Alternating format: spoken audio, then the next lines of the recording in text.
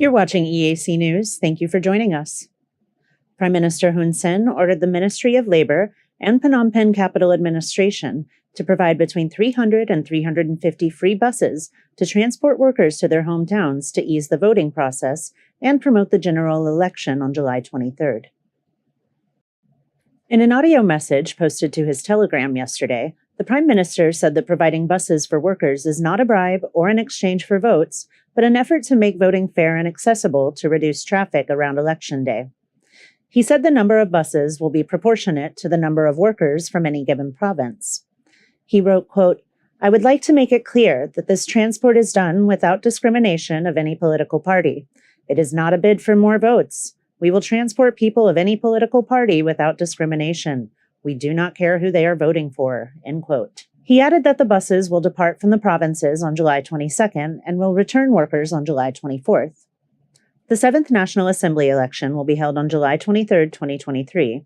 To alleviate the stress of making it to the polls, the government has declared a workers' holiday from the day before until the day after the election, from July 22nd through 24th. Kristen Winters, EAC News. You're watching EAC News. Thank you for joining us. The Department of Technology Crimes, in cooperation with the Phnom Penh Municipal Police, arrested 3 suspects on July 9th for acting on behalf of illegal online loan companies and for threatening people for repayment. EAC News reporter Anthony Ellis has the story.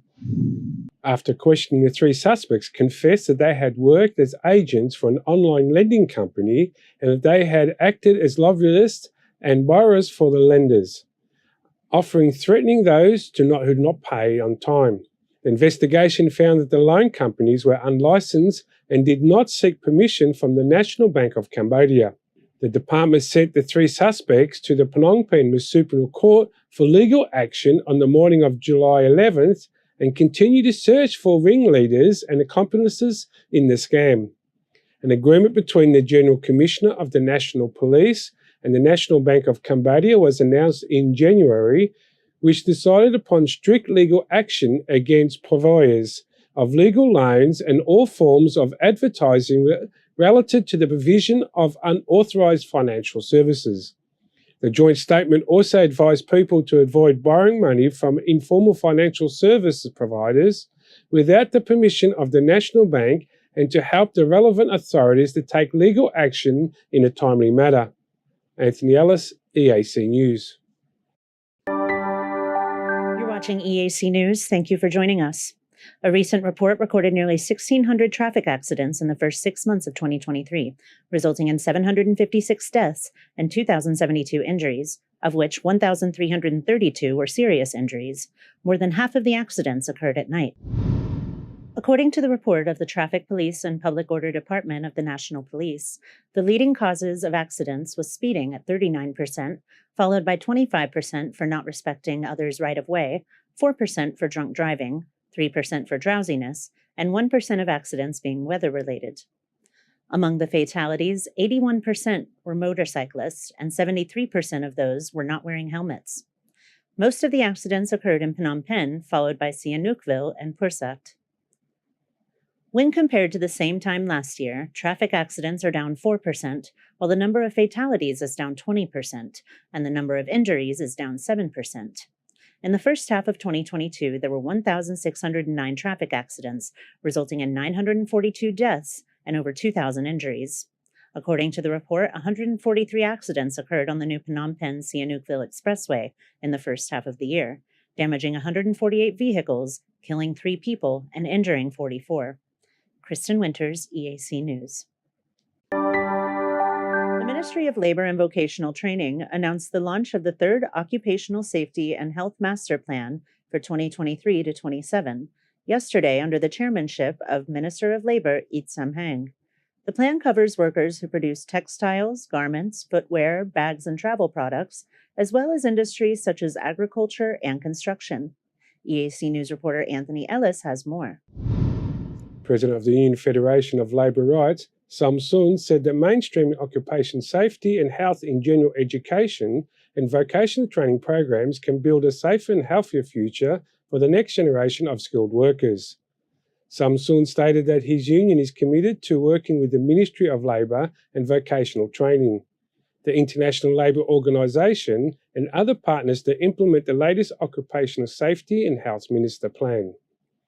Tep Sopon, General Manager of the Cambodian Federation of Employees and Business Associations, stated that the new plan will address policies, priorities, and necessary measurements to continue to ensure occupational safety and health for workers. ILO National Coordinating Officer for Cambodia, Tun Supon, said that the implementation of improved occupational safety and health in the past has reduced work accidents, leading to increased productivity in factories. Minister It Samheng said that the plan involves 6 strategies and detailed action plans with specific, measurable and practical monitoring and evaluation mechanisms to increase cooperation efficiently in occupational safety and health for the benefit of employees and workers in all sectors, regardless of the company's economic value or size. In order for the plan to be successfully implemented, the minister recommended that all stakeholders continue to work together to prevent accidents in the work. He advised business owners to strengthen occupational safety and health management systems and to pay close attention to overheating in factories, fire safety, and the use of chemicals and steam systems. He noted it crucial for workers to have access to checkups with occupational therapists in order to see their new plan succeeded. Anthony Ellis, EAC News. You're watching EAC News. Thank you for joining us. The Council for the Development of Cambodia, or CDC, approved 113 investment projects in the first half of 2023, amounting to $1.1 billion being invested into the Cambodian market, with most of the capital coming from Chinese investors in the industrial sector. A report from the Council stated that the number of investment projects decreased by 15 projects year to year, while the investment capital saw a decline of $800 million, down from $1.9 billion in the same period last year. The approved investment projects created around 122,000 jobs for local people. Most of the investment went to industrial projects, with 102 out of the approved 113 projects in that sector.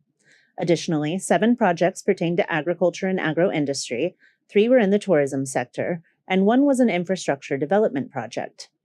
Investors from China ranked first, accounting for 2/3 of the total investment capital, while domestic investment ranked second at nearly 20%. Vice President of the Cambodian Chamber of Commerce, Lim Heng, credited the nation's new investment laws, free trade agreements, and trade preferences for Cambodia's continued success in attracting investors. Kristen Winters, EAC News. In a show of international cooperation, Cambodia and Japan teamed up to help Ukraine with mine detection during a training session in Poland last week. The training comes at a vital time for Ukraine, who has been inundated with landmines and unexploded ordnance since the armed conflict with Russia began in 2014. EAC News reporter Anthony Ellis has more.